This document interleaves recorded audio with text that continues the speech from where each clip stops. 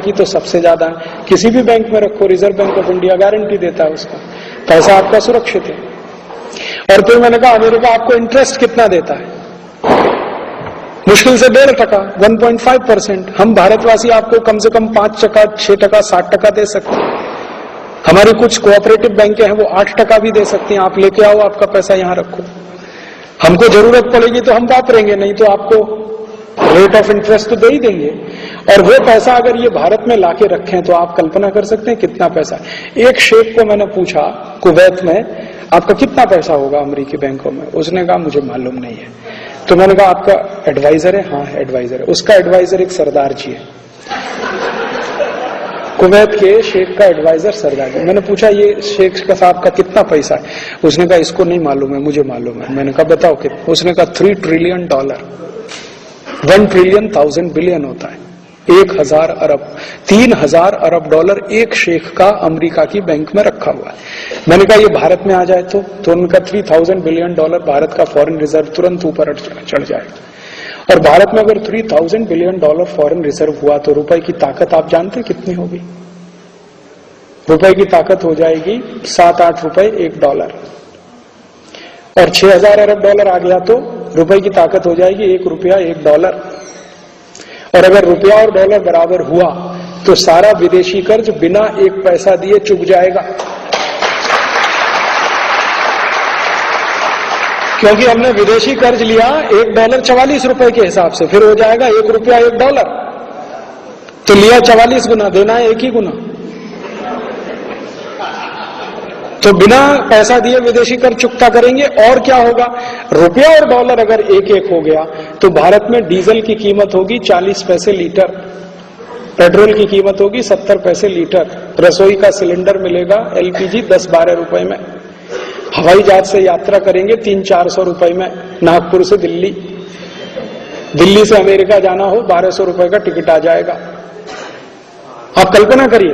और सबसे बड़ी बात क्या होगी? अगर रुपया डॉलर बराबर हुआ तो विदेशी कर्ज सब साफ हो गया, बिना एक पैसा दिए कर्ज माफ हुआ। और आपकी जो एक्सपोर्ट इनकम है वो आज से ठीक 44 गुनी बढ़ जाएगी। आपको समझ में आया? हम जो एक्सपोर्ट करके आज कमा रहे हैं उससे 44 गुना ज्यादा आएगा उतना ही एक्सपोर्ट करने से। अभी हमारी एक्सपोर्ट इनकम है 55 से 60 बिलियन डॉलर पर ईयर, फिर इसमें 44 का गुणा कर लो, यही एक्सपोर्ट इनकम हमारी 44 गुनी बढ़ जाएगी।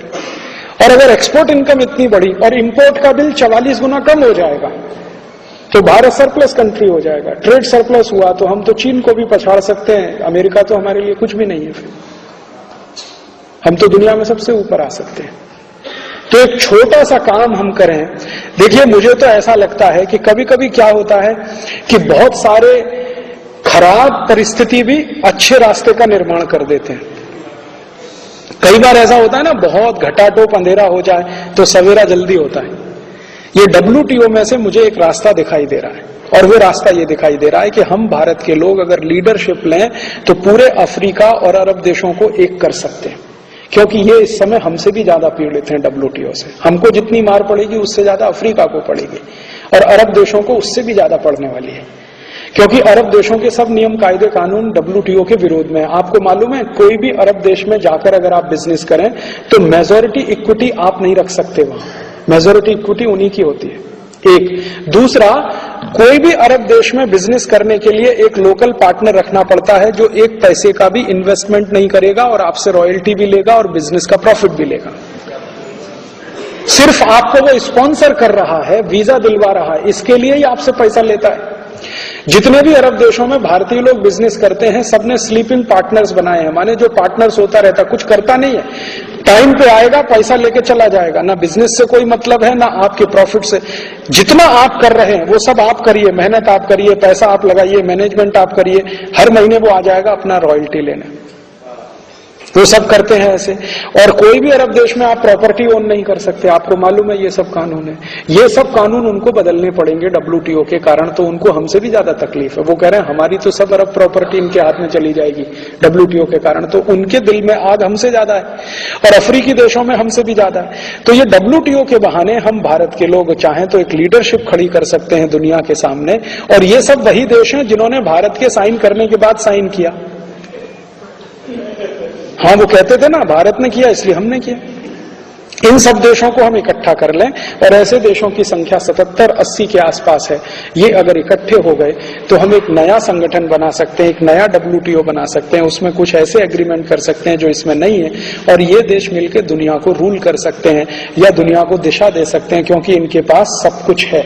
इनके पास रिसोर्सेज हैं, इनके पास टेक्नोलॉजी है, इनके पास मैन पावर है, इनके पास स्किल्ड लेबर है, इनके पास सरप्लस कैपिटल भी आ जाएगा अगर ये देश जो है डॉलर में ट्रांजैक्शंस बंद कर दें, तो सरप्लस कैपिटल अपने आप आ जाएगा। और जैसे ही दुनिया में डॉलर का चलन कम हुआ, अमेरिका नीचे नीचे नीचे नीचे और नीचे आ जाएगा। और एक लास्ट सोल्यूशन मैंने उनको कहा कि आप सब एक काम तुरंत करिए, आपके पास जितना भी डॉलर फालतू पड़ा है वो अमेरिकी सरकार को वापस दीजिए और सोना ले लीजिए उसके बदले में अमेरिका से, क्योंकि ये रूल है।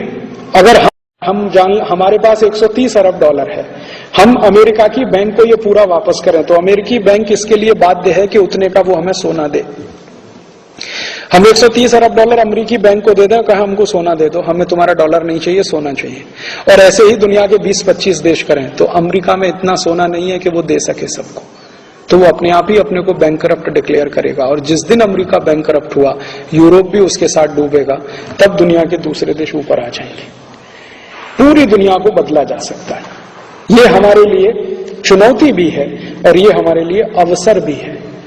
चुनौती के रूप में हम लें तो इसमें से अवसर निकलते हैं, और हम सरेंडर कर दें WTO के सामने तो हम भी खत्म हो जाएंगे और ये 77 देश भी हमारे साथ डूब जाएंगे। इसलिए हिंदुस्तान के लोगों से विशेष रूप से इनको बहुत अपेक्षाएं हैं। मैं जब इन देशों में घूमने गया और बात किया उनसे, तो उन सब ने एक ही बात कही मुझे कि आप कुछ करिए, हम सब आपके साथ हैं, आप कुछ करिए, हम सब आपके साथ हैं। हर एक जगह यही मुझे सुनने को मिला, आप कुछ करिए, हम आपके साथ हैं। और इन देशों में जब मैं WTO पे बात करता था, शाम को 7:30 बजे लेक्चर शुरू होता था, रात को 2:30 बजे 3 बजे तक चलता, और वो बिल्कुल ध्यान से सुनते हैं, एक एक बात नोट करते हैं, पॉइंट टू पॉइंट नोट करते हैं, तुरंत सवाल करते हैं, बहस करते हैं, ये ऐसा क्यों है, ये ऐसा कैसे हो सकता है, इसमें और क्या है, बाई लॉज क्या है, रेफरेंसेस क्या, सब डिटेल बात करते हैं। सिर्फ सुनते ही नहीं है, इंटरेक्शन करते हैं। तो उनके दिमाग में अब ये बातें बैठ रही हैं, हमारे दिमाग में बैठी हुई हैं। हम मिलकर इसको एक बड़ा अभियान का स्वरूप दें तो शायद दुनिया से अमेरिका और यूरोप की दादागिरी को भी खत्म कर सकते हैं और एक ऐसी दुनिया बना सकते हैं जो सच में सुंदर हो, स्वस्थ हो, सुखी हो और भारतीयता के आधार पर हो। सर्वे भवन्तु सुखिनः, सर्वे सन्तु निरामया, सर्वे भद्राणि पश्यन्तु मा कश्चित् दुःख भाग् भवेत्। ये भी हमारे सामने है। तो मैं इसको इस स्वरूप में देखता हूं कि आने वाले 2-3 वर्षों में हम भारत के अंदर और भारत के पड़ोसी देशों में इस अभियान को इतना मजबूत करें कि ये सभी देश इस लड़ाई में एक साथ सामने आए। जैसे हम विदेशी कंपनियों का बहिष्कार करें, वैसे अरब देश भी बहिष्कार करें अमेरिकी यूरोपियन कंपनियों का, वैसे ही अफ्रीकी देश भी बहिष्कार करें अमेरिकी और यूरोपियन कंपनियों का। और अल्टीमेटली ये लड़ाई तो माल बेचने की है, प्रोडक्ट को लाने की है मार्केट में। जब कोई खरीदेगा ही नहीं, उनका प्रोडक्ट बिकेगा नहीं, अपने आप वो सिकुड़ते चले जाएंगे, डिफेंसिव होते चले जाएंगे और इस युद्ध में हम उनको पीट सकते हैं, वो पीट नहीं पाएंगे हमको, क्योंकि हमारे पास मार्केट बहुत बड़ा है, उनके पास मार्केट नहीं। ये लड़ाई मार्केट की है और जिनके पास बड़ा मार्केट है वही विजेता हो सकते हैं इस लड़ाई में।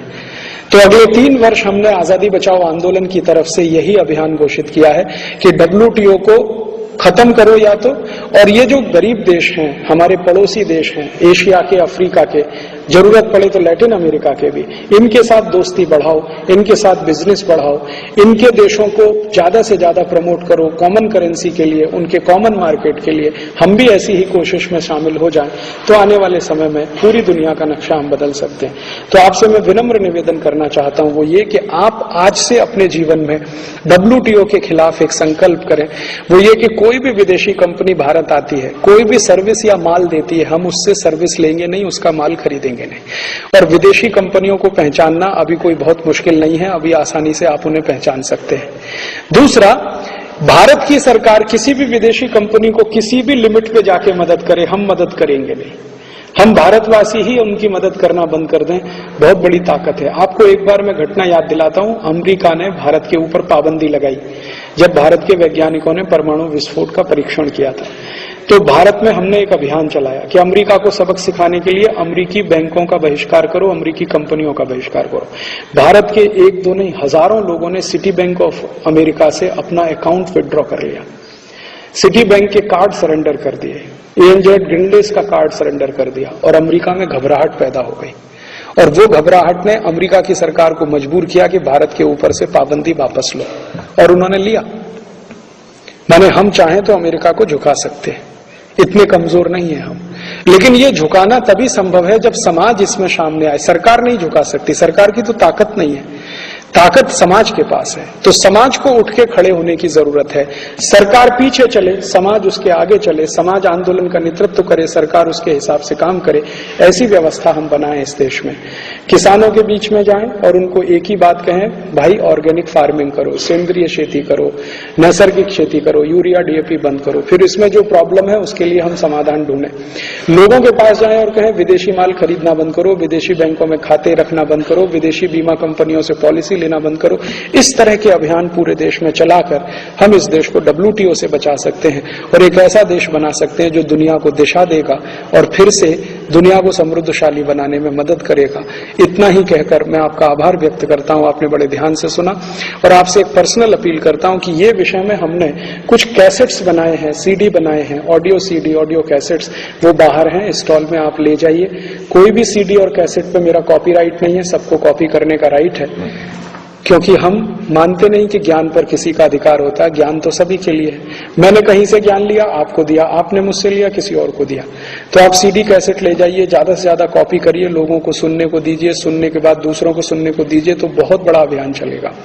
दूसरा, हमने कुछ पुस्तकें बनाई हैं, वो पुस्तकें आप लीजिए, पुस्तकें पढ़कर दूसरों को पढ़ने को दीजिए, दूसरों से फिर दूसरों को दीजिए, फिर दूसरों को दीजिए। तो इस तरह से पुस्तक और कैसेट के माध्यम से विचार का प्रचार बहुत अच्छे से हो सकता है। हमने किसानों के लिए बहुत सुंदर 2 पुस्तकें बनाई हैं। बिना किसी खर्चे में नैसर्गिक खेती कैसे करें, बिना 1 पैसे का खर्च किए हुए अपने ही गांव में जो उपलब्ध संसाधन है उनसे हम कितनी अच्छी खेती कर सकते हैं, इस विषय पे 2 पुस्तकें बनाई है। स्वावलंबी खेती कैसे करें, स्वावलंबी खेती कैसे करें, मराठी में, हिंदी में, आप ये ले जाइए। इसी तरह से भारत के लोगों को हम अपील कर रहे हैं कि ये WTO आने के बाद क्या होगा, एलोपैथी की दवाएं बहुत महंगी हो जाएंगी, इतनी महंगी हो जाएंगी कि कोई कल्पना नहीं कर सकता। अभी भी एलोपैथी की दवाएं कोई सस्ती नहीं है, अगले साल से तो बहुत ही महंगी होने वाली है। कोई दवा की कीमत 10 गुनी, 20 गुनी, 25 गुनी, 50 गुनी, 100 गुनी तक बढ़ने वाली है। तो हमारे लोगों से कहना है कि एलोपैथी का चक्कर छोड़ो, अभी आयुर्वेद में चलो, नेचुरोपैथी में चलो, होम्योपैथी में चलो, और नहीं तो प्राकृतिक चिकित्सा में जाओ। भारत में ये सबकी सुविधाएं उपलब्ध हैं। और नहीं तो अपने रसोई घर की चिकित्सा करो। हमारा जो रसोई घर है, स्वयं पाक खोली, उसमें सभी तरह की औषधि है। जो भी हम मसाला मानते हैं वो मसाला नहीं है, सब औषधि है। और एक एक औषधि के 20-20, 25-25 रोगों को ठीक करने की ताकत है। हल्दी है, जीरा है, धनिया है, ये सभी ऐसे ऐसे औषधि हैं, शुंठी है, ये सभी ऐसे ऐसे औषधि हैं, नींबू है, शहद है, अदरक है, अद्भुत हैं। इनका प्रयोग अगर हम करना शुरू करें तो हमें 90% बीमारियों में किसी भी दवा को खाने की जरूरत ही ना पड़े। सिर्फ 10% बीमारियां हैं जिसमें आपको मजबूरी में ये सब लेना पड़े। और उससे भी ज्यादा हमारे पास गाय का मूत्र है जो हर गांव में उपलब्ध है, और गाय का मूत्र 48 रोगों की सबसे अच्छी औषधि है। भारत में भी सिद्ध हुआ है और अमेरिका और यूरोप में भी अब सिद्ध हो चुका है। और भारत में तो चरक संहिता, सुश्रुत, भाव प्रकाश, निघंटु, सभी शास्त्रों में स्पष्ट कहा गया है गोमूत्र बेस्ट मेडिसिन है। हमने खुद 6-7 साल इस पे बहुत एक्सपेरिमेंट किए, मैंने किए, मेरे दोस्तों ने किए। गाय मूत्र से खराब बीमारी ठीक होती है, डायबिटीज ठीक होता है, अर्थराइटिस ठीक होता है, गाउट ठीक होता है, ब्रोंकियल निमोनिया ठीक हो सकता है, इवन ट्यूबरकुलोसिस ठीक होता है गाय के मूत्र से। ऐसी बीमारियां जिनका एलोपैथी में ट्रीटमेंट नहीं है। ऑस्टियोमाइलाइटिस एक बीमारी है जिसमें कोई ट्रीटमेंट नहीं है, बीमारी हो तो सीधे काट देते हैं हिस्से को, वो गोमूत्र से ठीक होता है। और भारत में बहुत स्थानों पर ये परीक्षण हो चुके हैं। तो हमने इस विषय पर एक पुस्तक बनाई है, गोमूत्र चिकित्सा, जिसमें 48 रोगों का इलाज आप घर में बैठकर गाय के मूत्र से ही कर सकते हैं। और स्वयं पाक खोली का अगर ध्यान दें तो 100 रोगों का इलाज आप अपने घर में कर सकते हैं स्वयं पाक खोली की मदद से। तो इन सभी चीजों का हम ज्यादा से ज्यादा प्रयोग करना शुरू करें तो ये WTO के दुष्चक्र से हम बच सकते हैं और हमारे करोड़ों लोगों को बचा सकते हैं। इन्हीं सब विषयों पे हमने पुस्तकें बनाई हैं। स्वयं पाक खोली से 100 बीमारियों को आप ठीक कर सकें, इस विषय पर हमने एक पुस्तक बनाई, स्वदेशी चिकित्सा। और इसी विषय पे 6 और पुस्तकें बनाई। गोमूत्र पे पुस्तक है, किसानों के लिए पुस्तक है, ये सब बाहर हैं, आप ले जाइए। कोई भी पुस्तक में हमारा कॉपीराइट नहीं है। आप पुस्तक लेकर अपने